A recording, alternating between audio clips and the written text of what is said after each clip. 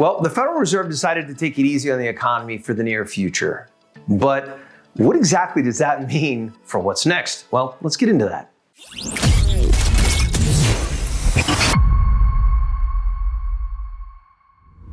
Hey everybody, James Clark, broker with Century 21 Alton Clark. Well, the FOMC, or Federal Open Market Committee, met again just a couple weeks ago. Now, this time they decided not to hike rates again. Nice sigh of relief. Well, I could have a lot of people thinking that maybe this is just the beginning of the end, but no, unfortunately, the Federal Reserve actually indicated during this last press conference that there will be, in fact, or at least we can anticipate, future additional interest rate hikes. As a matter of fact, take a listen for yourself exactly what the Federal Reserve Chairman had to say about the future as it pertains to further rate hikes. Today, we decided to leave our policy interest rate unchanged and to continue to reduce our securities holdings. Looking ahead, nearly all committee participants view it as likely that some further rate increases will be appropriate this year to bring inflation down to 2% over time. Well, as you can hear or heard from the chairman, we can anticipate that two potentially smaller interest rate hikes could occur, and I'm guessing in the realm of like a quarter point each time, which has been the pattern here recently. Now, it remains to be seen how this is going to impact the real estate market, but I can assure you that it will likely slow things down, right? It only makes sense, particularly from where we are now. The question is, how much so? Is that gonna help us get back to 2% like the Fed's goal? Listen, as you all know, the Federal Reserve is only one part of the equation, though. We have to look at an entire spectrum of different economic indicators to really get a good feel for what's coming here in the near future. So what else do we got to look at? Well, we got to look at GDP, or gross domestic product. Here on the screen, you can see that in Q1, we were at 1.3. Q2, we were at 1 for a little bit of a decline. That's not good.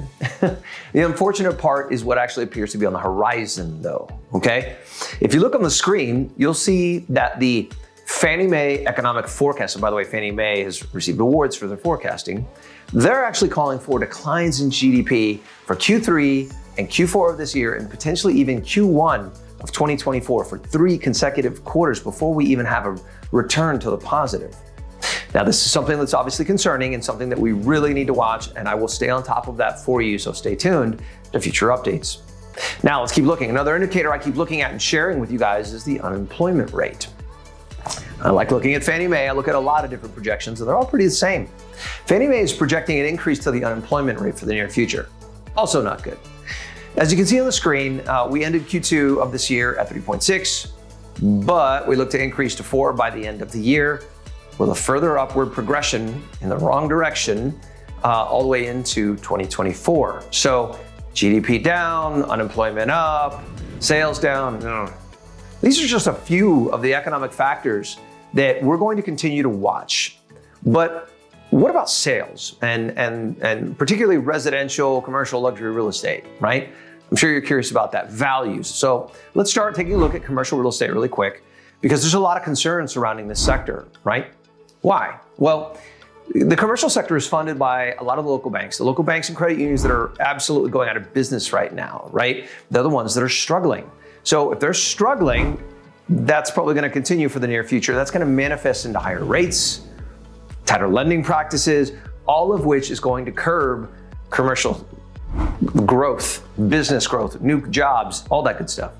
Now, the good news for the last quarter in the commercial sector was that vacancy rates actually held pretty steady, which means that businesses weren't necessarily going out of business, jumping out of their leases at a major rate. So that's a good thing.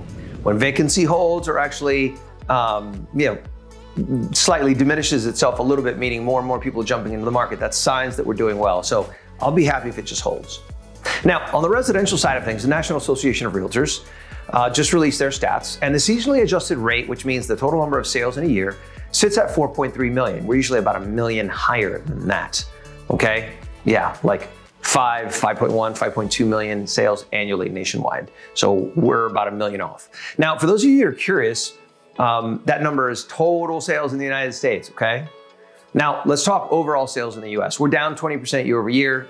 We sit about 3 months supply when it comes to inventory, which is slightly higher than where we were last year. So translation, what does all that mean? Less sales, more houses coming on the market. All right, now, a little bit of a concerning point. The median sales price dropped 3.1% year over year nationally to $396,000. Now, this isn't major, but clearly any decline isn't a good thing, right? Now, you're probably wondering, oh, that's not good. What about Florida? Well, let's look at how Florida stacks up compared to the rest of the US. Florida is also down in sales, about 8% year over year. Now, the good news here is that the median home price is holding steady at $419,900. It's holding steady.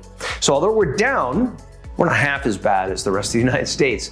And our value is absolutely holding higher, and it's holding much stronger. And that's gonna continue because we have so many people continuing to come from outside the state. And yes, that's still happening. Now let's get the zero in on Central Florida. We see Seminole County is down 13% when it comes to sales, 35% decline in new listings, 19% decline in pending sales, right? Orange is very similar. Lake County is only slightly down sales-wise at 1.9%, with a 20% decline in new listings, and Lake is down 1.8 in the new pending sales category. And lastly, when we zoom out really quick to the coast, like let's say New Smyrna Beach, we see closed sales are down 38%, new listings being down 20%, and pending sales are down 27%. So Florida is like the rest of the United States, okay? Now we do have some down categories, but the good news is the median price in almost every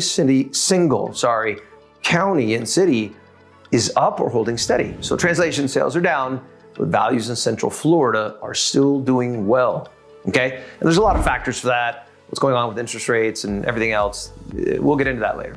But in the midst of all this, we're blessed to be very busy as a company. So we have a very strong grasp of how the local market is reacting. And what I can tell you from what I'm seeing each and every single day out there is that sellers need to really have a strong understanding of recent changes to insurance, okay? It's big. You gotta understand how that's gonna impact your future buyers and their ability to get insurance, because if they can't insure it, they're not gonna buy it. As a matter of fact, I actually did a podcast interview recently with Mark Bernstein, who's a family friend. He's actually the owner of Brokers Insurance, great insurance company here in Central Florida. And he goes into like an hour-long explanation of everything that's going on in Florida. And let me tell you something. Some of it's very, very concerning as it pertains to insurance in the state of Florida. Depending on where you're seeing this, the link to that podcast interview is down below, whether or not you're watching this on YouTube, Facebook, or via email. Okay, now let's get back to sellers really quick. You're still able to sell right now. I want you to know that, and relatively quickly, and for great prices, but your home has to be in primo shape. No financing or insurance issues, no septic issues, no roof issues, no systems past their useful life. Translation, there needs to be plenty of useful life on all of your systems and have to be in working order, right? Roof, HVAC, and so on, right? So if you're considering selling, by the way, and you're worried about any of those categories, like permitting, roof life, all that stuff, insurance, let me know and we'll work on getting you a 4-point to get you some answers on that.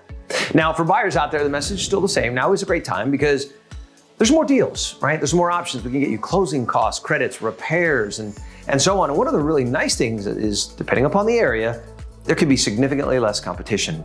Instead of 8, 9, 10 offers, maybe it's just you. Now, please know this is obviously very dependent upon the area of town. So you need to make sure you understand what the market conditions are for the area that you're looking for. Give us a call, we can talk you through that. We see certain parts of town have a time on market of a week with multiple offers, and an adjoining city, an adjoining zip code taking months and months and months and months, with many expiring, right? You have to make sure you have a really good understanding of all the relevant data so that you can make good decisions. So listen, in the end, it's never a bad time when it comes to real estate because of how great of a wealth building strategy it is. I've been saying this month over month to you guys. Most people struggle to invest because the pressure isn't as high as it is when it comes to putting a roof over your family's head, right? Investing's like, I'll wait, but a roof, no, that has to happen now. The trick is that the roof people work so hard to put over their family's head is also a great investment. So you're killing 2 birds with 1 stone. That's why the average wealth of a homeowner is over $300,000, with the average wealth of a renter being only $8,000. You do the math on what a significant difference is. Those are huge numbers. But obviously, that's obviously why you can't wait to get your journey started. And if there's anything that we can do to help you in any way, to help you navigate this process, explain this process, figure out insurance, figure out your budget, any of that good stuff. We have an army of people behind us, some of the best lenders, inspectors, title companies, all of that right behind us, as well as you name it, landscaper, pressure washers, handyman, contractors. If you need it, we've got you, all right? Listen, please keep staying in tune with me every single month, because you having a really good understanding of where this economy is going and where real estate is headed can really make a very sizable difference on the decisions that you make. And I have many clients this year that have saved themselves tens of thousands of dollars by just taking the data and information and making smart decisions. I promise you we can help you too. Until then, listen, take care. God bless. See you next month. You ain't seen nothing like this.